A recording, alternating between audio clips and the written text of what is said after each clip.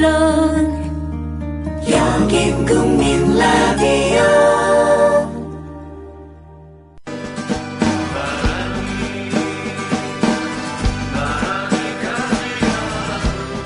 손병희의 나란히 가지 않아도.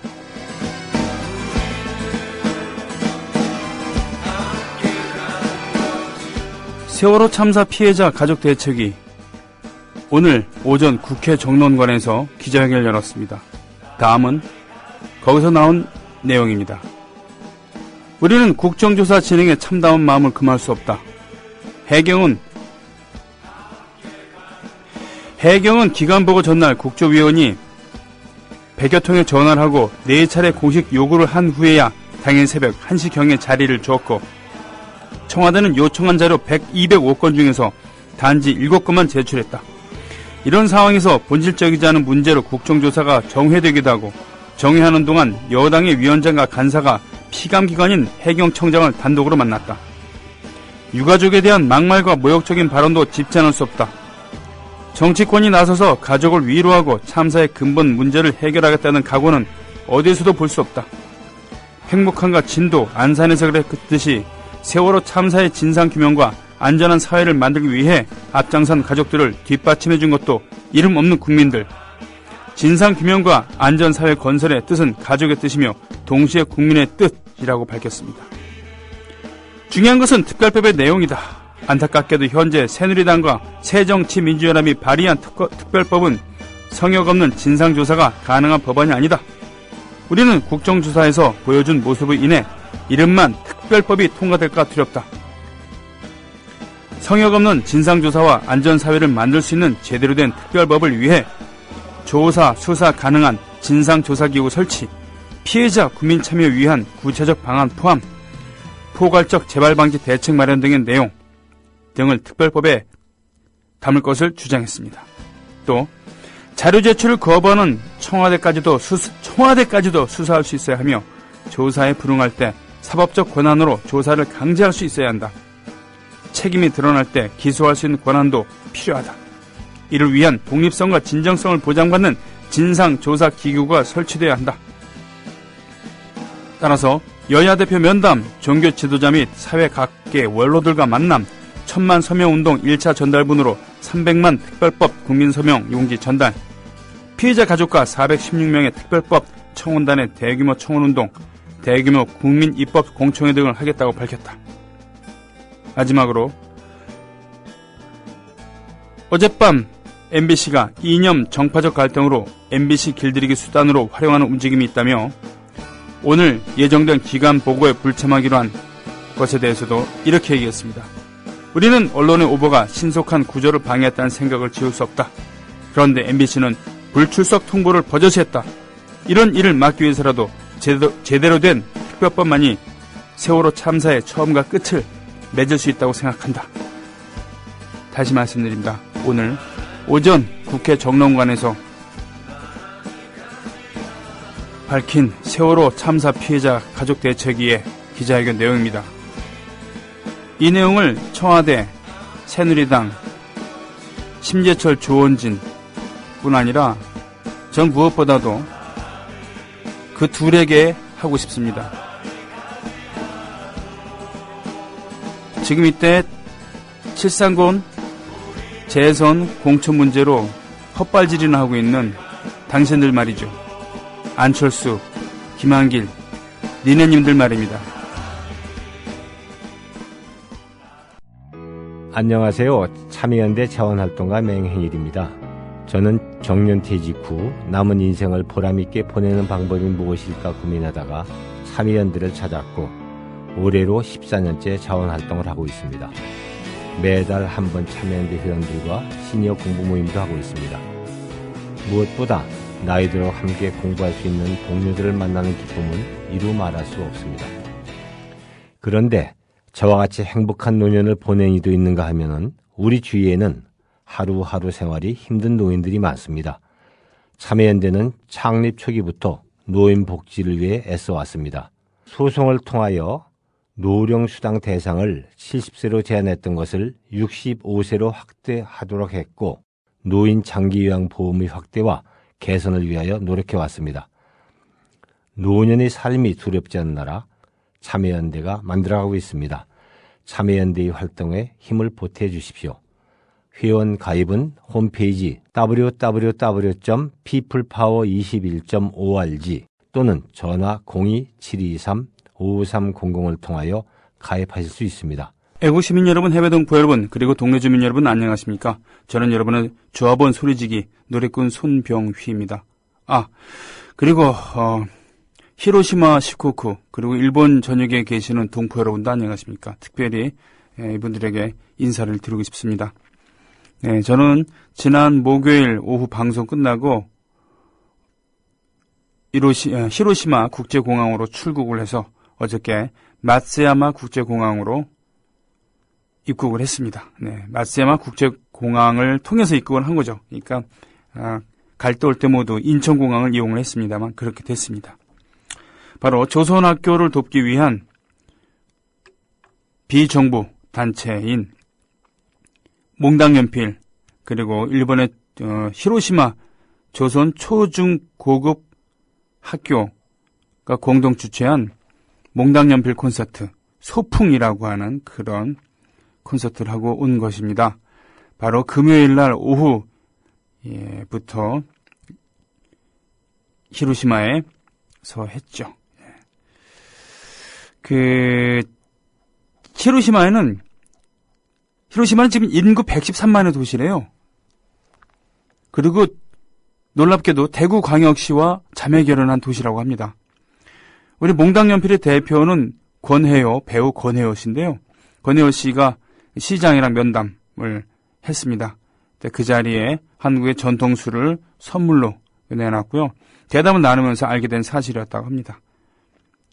히로시마에 왜 원자폭탄을 터뜨렸는가? 그 이유 중에 하나는 히로시마가 그 당시 군수산업이 발달했던 도시였다는 겁니다. 그렇죠. 군수산업.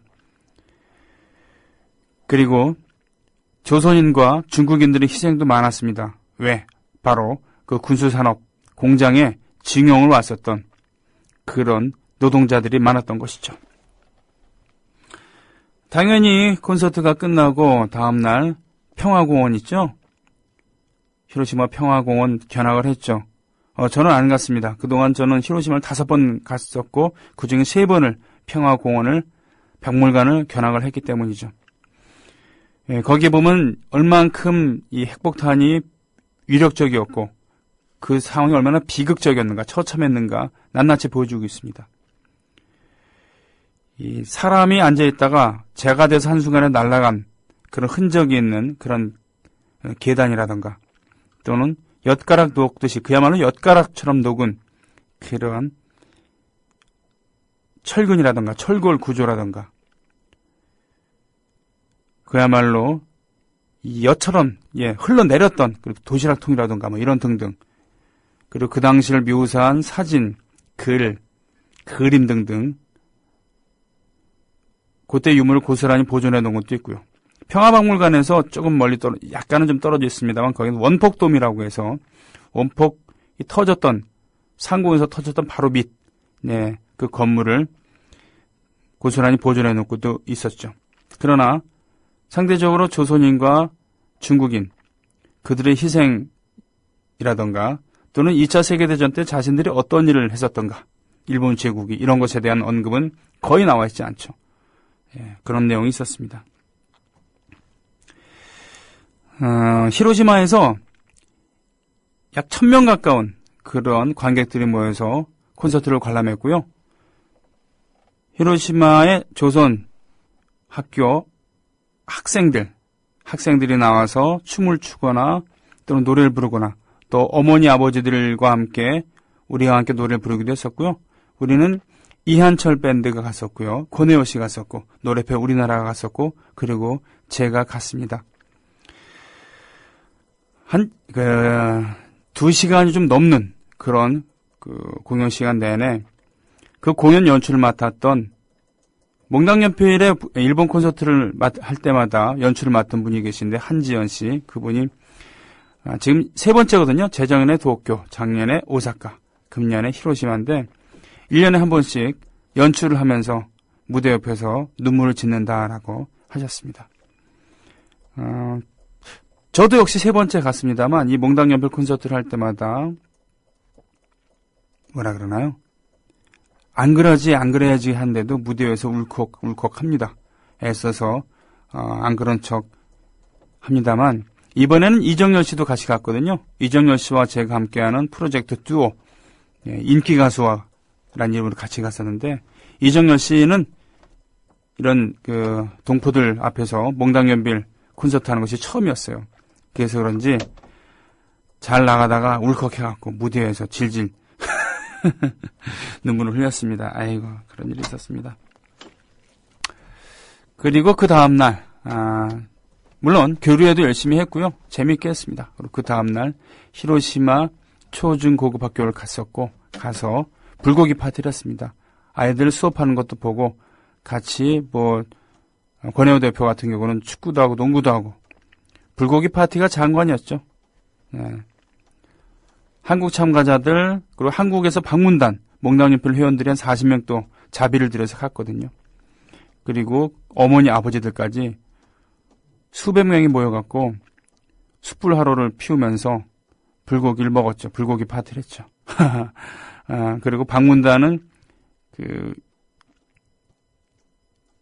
위에 있는 강당 비슷한 곳에서 강당 비슷한 곳 숙소 비슷한 곳인데요. 거기서 남녀가 나눠서 같이 잠을 자기도 하고 기숙사 아이들 기숙사가 있는 목욕탕에서 목욕도 하고 뭐 그랬다고 합니다. 그리고 바로 떠나는 날 어저께 많은 참가자들은 미리 히로시마 공항을 통해서 입국을 하고요. 저와 권혜호 대표 그리고 방문단들은 시코구에 있는 조선 초중급 학교를 갔습니다. 거긴 고급 학교가 없어요. 그러니까 고등학교가 없다는 겁니다. 고등학교를 가려면은 히로시마로 가야 된다는 그런 이야기이죠. 요로코비님, 저희 동네에 오셨었네요. 마쓰야마에 살고 있는 조합원입니다. 반갑습니다. 아이고, 예. 다음에 한국 가면 꼭 방송국 들르겠습니다 하셨습니다. 아이고, 제가 출국하기 전에 마쓰야마에 들릴 거라고 얘기를 했었으면 오셨을 수도 있었겠네요. 마쓰야마는 전 처음이었습니다. 마쓰야마. 히로시마에서 마쓰야마까지 3시간이 걸렸습니다. 3시간. 버스를 타고 이동을 했죠. 한국에서 온 방문단이랑 일본인들 그 실행위원회 그러니까 히로시마 이번에 콘서트를 준비하시는 분들은 동포들만 한 게 아닙니다. 한국 사람들만 한 게 아니고 실행위원회를 결성을 했는데 실행위원장은 바로 일본인이 맡았습니다. 일본에서도 그 조선일 차별을 반대하고 그리고 조선학교를 지원해야 된다는 그런 생각을 갖고 계신 분들이 계셨거든요. 매우 외로운 싸움이죠. 네. 하지만 매우 의로운 싸움입니다. 뒤풀이 자리에서 금요일 콘서트 후 뒤풀이 자리에서 각별하게 감사의 마음을 제가 표하긴 했습니다만 정말 고마우신 분들이죠. 하여튼 그런 분들이랑 같이 3시간에 걸쳐갖고는 시코쿠의 마쓰야마를 갔었죠. 시코쿠는 한자로 쓰면 4국입니다. 넉사자를 쓰는 4개의 나라. 그렇죠. 지금의 현이 예전에는 각각의 영주들이 다스리는 나라였으니까요. 작은 나라들이었으니까. 바로 에히메 현, 카가와 현, 그리고 도쿠시마 현. 하나는 기억이 안 난다. 갑자기 기억이 안 나면 안 되는데. 예.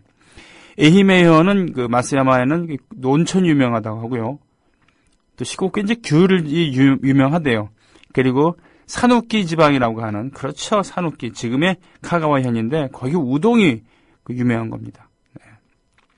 하여튼 그 3시간에 걸쳐 갖고 마쓰야마에는 조선 초중급 학교 학생들이 금요일날 콘서트를 구경을 하고 온 겁니다. 선생님들이랑 거기 학부모들이랑 그러면서 몽당연필 방문단들이 사전에 얘기를 했다는 것이죠. 작은 학교지만 꼭 구경하고 싶다. 그래서 일요일인 어제 불구하고 모여서 수업도 하고 수업하는 모습을 저에게 보여주기 위한 그런 것도 있었습니다. 그리고 그저께 토요일에는 청소도 하고 폐해가 되지 않을까 걱정할 정도로 그렇게 했었죠. 그리고는 같이 교류 공연을 했어요. 구연동화를 참가자들이 준비해서 구연동화를 하기도 했었고 저랑 권혜호 대표가 노래를 하기도 했었고요. 또 조선학교 학생들 놀라지 마십시오. 거기에 있는 초중급 학교 학생들 다 합쳐서 제가 확인한 게 22명이었습니다. 우리 시로 따지면 국민학교랑 중학교 합쳐갖고 말이죠. 초등학교 학생 딱 한 명이었습니다. 일본이나 우리 한국이나 점점 농촌에서 시골에서 대도시로 사람들이 빠져나간 건 여전한 것이고요. 네. 그리고 조선학교 다니는 것이 힘든 일이 되니까요. 돈도 많이 듭니다. 나라에서 지원을 해주지 않기 때문에 돈도 많이 들죠. 교원들도 그래서 젊은 교원들이 많습니다. 생활이 안 되니까요. 예. 하여튼요, 애들이 차례차례 일어나서 춤도 추고 노래도 하고 연설도 하고 그런 모습을 봤죠. 30년 동안 그 학교의 식당을 지킨 어머니께서 만들어주신 비빔밥을 함께 나누게 됐고요. 그리고 조별로 흩어져서 학년별로 딱지치기도 하고 제기차기도 했습니다. 그리고 눈물의 환송을 받았죠. 마쓰야마 공항을 통해서 와야 되기 때문에 3시 15분쯤에 나오는데 비는 억수로 쏟아지고요. 언덕배기에 있었던 외진 곳에 있었던 한적한 그야말로 우리나라의 시골 학교처럼 그런 정취가 있었던 그 학교를 빠져나올 때 저희가 보이지 않는 곳까지 아이들이 2층까지 올라가서 손 흔들고 안녕히 가시라고 외치고 그랬습니다. 그날 아침 이 마쓰야마를 향해서 출발하기 위해서 히로시마에서 새벽에 그 학교에서 방문단들이 나올 때 깜짝 놀라게도 학생들 모두 새벽 일찍 일어나갖고는 환송을 했다고 하죠. 그 모습을 보고 뜨거운 눈물을 함께 흘리기도 하고 말이죠. 저도 울컥했습니다. 그 얘기를 들으면서도 말이죠. 네. 근데 말이에요. 참 오늘 아침에 한국에 와서 오늘 방송에 뭔 얘기를 해야 될까 이런 얘기를 생각하면서 기사를 검색하다가 정말 어제는 그 따뜻하고 그런 약간은 슬픈 눈물을 흘렸는데 오늘은 분노의 눈물을 흘렸습니다. 분노의 눈물. 그렇죠. 조원진이라는 그리고 심재철이라고 하는 국회의원의 탈을 쓰고 말이죠. 세월호 이거는 여야가 따로 없는 거 아닙니까? 보수와 진보의 문제가 아니라 상식과 비상식의 문제고 나아가서는 짐승과 사람 얘기거든요. 사람의 편에 서야 되는 거죠.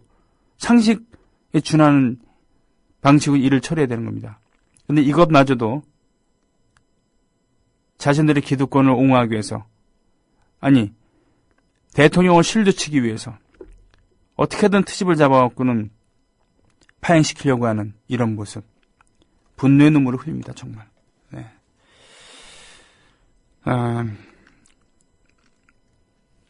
요로꾸비님 반갑습니다. 꼭 들려주십시오.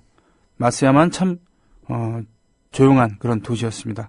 시코쿠에는 약 3,000명의 동포들이 살고 계시대요. 그중에 이 에히메현에 가장 많은 분들이 사시고 그중에 20몇 명의 학생들이 초중급 학교 다닙니다. 중학교생 3학년 3명 내년에 히로시마에는 3시간 떨어져 있는 학교로 간대요. 기숙사에서 생활하게 되겠죠. 요로코비님께서 설명을 또 해주셨군요. 시코쿠는 에이멘, 카가엔, 고치현이 있군요. 고치현. 예, 그리고 도쿠시마현 4개 현으로 이루어진 섬입니다. 방송에서 동네 얘기가 나와서 기분이 묘하네요. 온천, 귤 얘기도 해주시고 고맙습니다. 조선학교는 얘기만 들었었는데 가슴 아픈 이야기죠. 일본 전역에 그런 아픔을 지니고 살고 있는 많은 분들이 계신 것으로 들었습니다. 과거와 현재 아픔이 깨어있는 일본 시민들의 반성과 한국 시민들의 화해를 거쳐 미래의 평화로 이어졌으면 합니다. 그렇습니다. 시코쿠의 그 학교 말이죠. 내년이 70주년이라고 합니다. 45년에 만들어진 거죠. 일본 전역에 있는 조선학교들 대거 내년에 70주년을 맞이합니다. 왜 그럴까요? 해방이 되니까 조국에 돌아가야 될 거 아닙니까? 그런데 오랜 타향살이 때문에 거기서 태어난 2세들이 한국말에 서투르거나 잘 모른다는 것이죠. 그래서 한국말을, 조선말을 가르친 다음에 그리고는 돌아가겠다라고 학교를 세운 겁니다. 그러나 어떻게 됐습니까? 분단과 전쟁, 또 그 당시 일본 정부는 일본에서 모은 재산을 못 갖고 가게 했습니다. 그래서 등등이 겹쳐갖고는 눌러앉게 된 것이었죠. 네. 그런 주제에 조선학교를 탄압을 하는 것입니다. 전 세계에 이런 경우는 없다고 하죠. 어떤 경우? 그렇죠. 식민지를 거친 다음에 식민모국에서 자신의 얼과 문화, 언어를 지키려고 이렇게 많은 학교들이 70년 가까이 버티고 있는 그거 말입니다. 어떤 선생님께서 그런 말씀을 하시더라고요. 이거를 유네스코 문화유산으로 등록해야 되지 않냐라는. 저는 고개를 크게 끄덕였습니다. 그렇습니다. 인류가 인간이기 때문에 할 수 있는, 해낼 수 있는 그런 대단한 경지가 아닌가 싶습니다. 인간이 뭐겠습니까? 인간은 생각이 있는 동물입니다. 그리고 독립성이 있죠. 자존심이 있는 동물입니다. 조선인들은 특히 그게 강한 것이죠. 네, 요로쿠미님 고맙습니다. 이다님, 2년 전 의료생협 일본 연수 가서 동포들과 교류를 갖고 몽당연필에 대해서 처음 알았어요.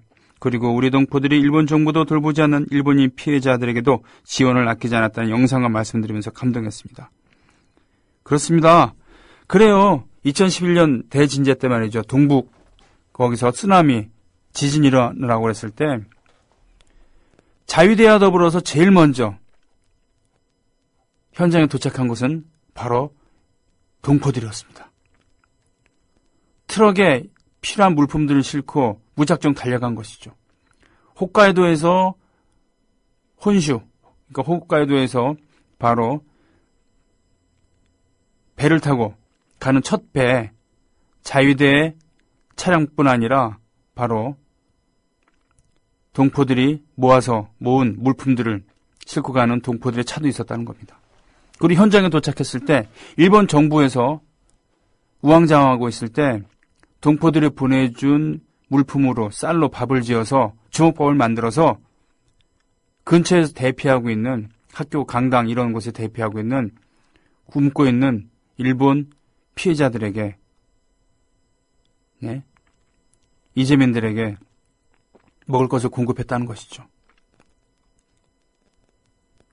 그러나 그 기회를 틈타서 일본의 지방 정부들은 보조금을 조선학교에 지급되고 있는 보조금을 끊거나 아니면 고등학교는 원래 무상이거든요. 무상으로 해야 되는데 무상화해서 조선학교를 제외하는 그런 것들을 하고 있었죠. 에휴, 그렇습니다. 자, 이 와중에 말이죠. 몰래카메라 찍다가 들켰죠? 이병기 후보자. 국정원 직원. 이병기 후보자의 그 청문회에서 국정원 직원이 사진 찍다가 걸렸거든요. 네, 망원네즈까지 동원했다고요. 이 후보자는 국정원 관계자를 불러 왜 시키지도 않는 일을 하느냐. 참. 시키지 않는 게 아니라 그런 것에 대해서는 단속을 해야죠. 네, 안 그렇습니까? 국정원 직원이 하는 것 중에 하나가 정보 수집인데, 폭넓은 정보 수집인데, 이럴 때는 그런 걸 미리 예상하고 이런 거 절대 하지 말아라 라고 얘기해야 되는 거 아닌가 싶기도 합니다. 참 깨알 같습니다. 네. 김명수 후보자는 이 와중에 전교조에 대해서 각을 세우면서 교육부 장관을 하겠다는 거예요. 이 양반은 장관이 아니라 교수로서도 부족합니다. 근데 이걸 색깔무리로 가면서 정권을 빨아 죽이는 거죠. 저 장관 하고 싶어요라고 이렇게 하는 겁니다. 그리고 세월호는 이렇게 파행으로, 국조는 파행으로 치닫고 있고요. 심재철 의원, 위원장, 이자가 누굽니까? 1980년도에 서울대 총학생회장이었고요. 그 당시에 서울역 앞에서 모였던 시위들 향해서 철군을 주장하게 됐었던 그 이후의 행보는 그렇습니다. 출세를 하기 위한 그런 정치인의 행보, 그 이상도 그 이하도 아니었습니다. 플리포도님께서 끔찍한 사진을 올려주셨네요. 이 벼락을 맞으면 이렇게 온몸에 흔적이 남는군요. 그렇게 해서 살아남은 그 벼락을 맞고서 다행히도 살아남은 사람들 중에서는 두뇌, 뇌의 특정한 부분이 활성화돼서 오히려 전화위복이 되는 케이스도 가끔 있다고 하죠. 갑자기 뛰어난 기억력을 갖게 된다거나 어학에 뛰어난 재능을 갑자기 갖게 된다거나 말이죠. 활성화되는 것입니다. 제발 좀 그렇게 됐으면 좋겠다라고 하는 사람 몇몇이 떠오르는군요. 쥐의 두뇌를 갖고 있는, 세대가리를 갖고 있는 그런 사람들 말이죠. 참, 국정원장 기자로 신분을 속인 다음에 몰래 촬영하다 걸렸다고요? 왜 이렇게 잘 걸리는지 모르겠어. 옛날엔 이런 얘기 별로 없었는데. 네. 남의 나라 호텔방 가고 노트북 뒤지다가 걸리질 않나. 창피해 죽겠네요, 정말. 이거 갖고 코미디 만들어도 되겠어요. 오늘 2부는 말이죠. 최동호 씨와 함께하는 스포츠당입니다. 지난주에 홍명보 감독 퇴진을 조심스럽게 주장을 했었죠. 그러나 유임되었습니다. 그 부분 이야기하고요. 그리고 월드컵에서 이러이러한 보도 행태는 정말 문제가 되지 않느냐라고 하는 언론의 보도 태도에서 대해서 좀 얘기를 하는 시간. 그리고 시간이 남으면 70년대 한국 축구와 차범근 선수에 대해서 이야기하는 시간을 갖겠습니다. 오늘 어디입니까? 상암 경기장에서 한 1분 있다가 출발을 한대요. 그래서 1시에 시작할 수는 없을 것 같고요. 조금 일부를 좀 길게 해야 되겠습니다. 플리포도님께서 뭡니까? 말이 필요 없다는 겁니까? 이런 포즈 정말인가? 어쩌다가 말이 이렇게 됐죠? 이 말이 되는 포즈입니까? 조은향기님이 올려주신 글입니다. 김재동, 세월호의 일은 모두의 일이기도 하고 미래 세대의 일이기도 하다. 지금 우리가 할 수 있는 일은 유가족에게 마음을 포기해주는 일, 진상규명이 제대로 이루어질 때까지 지치지 말고 계속해서 나아가자. 그렇죠. 그런 겁니다. 잊지 말아야 되는 이유가 있는 거죠. 기억해야 되는 이유가 있는 것이고 가만히 있지 말아야 되는 이유가 있는 겁니다. 그렇죠. 콩깍지님께서 여러 가지 문제들 때문에 날마다 기막힌데 지난주에 또 하나의 충격은 큰빛 이끼벌레의 출현. 국민TV PD님이 그걸 직접 가지고 오셨다고 하는데 괜찮으신지 모르겠어요. 저는 그 영상이나 사진만 봐도 소름이 끼치더라고요. 우리나라 어떻게 해야 되나요? 플리포도님, 처음 등장한 건 아니고요. 10수년 전부터 대형 댐들에 생겼었습니다. 녹조가 발생하는 곳에는 어김없이. 그러니까 큰빛 이끼벌레가 엄청 해롭거나 뭐 이런 건 잘 모르겠고요. 중요한 거는 녹조가 발생하는 곳에 나온다는 겁니다. 녹조는 왜 그렇습니까? 녹조는 물이 깨끗하지 않기 때문입니다. 부영양화죠. 영양 과다가 되는 겁니다. 불순물이 흘러야지 정화작용에 의해서 물이 깨끗해지는데 그렇지 않으니까 녹조가 발생하는 것이죠. 그게 핵심인 것이죠. 네, 큰빛 이끼벌레. 저도 보기 되게 싫습니다. 이 닥치고 동팔님, 어제 개콘 닥치고 코너. 담배를 피우고 담배꽁초를 자꾸 창밖으로 버리는 학생들이 있어서 학교 창문을 모조리 없애버리겠다는 닥치고 교장. 심지어는 교장 이름도 바뀌었죠. 예. 30초만 지나면 다 잊어버린다고 하는. 그래서 교장 이름도 자신이 지난주에는 꽉끼고인가 뭐 그렇다고 하는데 이번엔 또 이름을 바꿨어요. 정치풍자 개그 말입니다. 고 김형곤 씨가 잘했었죠. 80년대 중반 이후에 민주화 열풍이 불었을 때 그때 개그 프로에서도 이런 정치풍자가 허용이 됐었습니다. 대통령으로 당선된 노태우도 나를 만화의 소재로 써도 좋다라고 했었고 말이죠. 닥치고 겨우 두 번째 2회분인데도 불구하고 엄청난 화제를 뿌리고 있습니다. 이거 언제까지 갈 수 있을지 모르겠어요. JJ 김노 오셨습니다. 사르르님 늘 변치 않은 마음으로 김재동 씨가 서명운동 받고 있는 그런 사진을 올려주셨군요. 이승환 씨 말입니다. 이승환 씨. 가수 이승환 씨도 가만히 있지 않겠다라고 선언을 했죠. 김대중 전 대통령님의 노벨상 수상 로비설례를 가지고 노벨상 수상위원회에서 노벨위원회에서 로비가 있긴 있었지만 그것은 억지로 상을 주라고 하는 로비가 아니라 제발 상을 주지 말라고 하는 로비였다. 다른 지역에서 말이죠. 다른 지역, 다른 세력에서 말이죠. 참 창피한 일이죠. 그 기사를 올려주면서 나도 한때는 그랬었다. 그런 오해를 했었다라고 미안해하는 그런 페이스북 글을 봤습니다. 그렇죠. 인기가 있고 영향력이 있는 이런 연예인들이 바른 생각을 갖고 있는 건 참 중요한 것입니다. 그렇다고 이분들의 생계까지 너무 걱정하지 말아 주십시오. 저보다 모두 100배 정도는 부자일걸요. 하여튼 응원합니다. 이분들. 네. 나무소리님, 4대강에 빨리 볼을 다 없애야 할 텐데요. 걱정입니다. 큰빛 이끼벌레 든 통에 물고기를 넣으니 5분 만에 죽었다고. 한강 빼고 다 나타났다고 그러네요. 첫 신청 용기 내야 했는데 선곡해 주셔서 감사라고 하셨습니다. 예, 괜찮습니다. 2부로 넘어가겠습니다. 국민라디오 지지하는 4가지 방법 아시나요? 다운로드하기, 별점 주기, 댓글 달기, 구독하기. 국민라디오를 보다 많은 이들에게 전할 수 있는 가장 손쉬운 방법.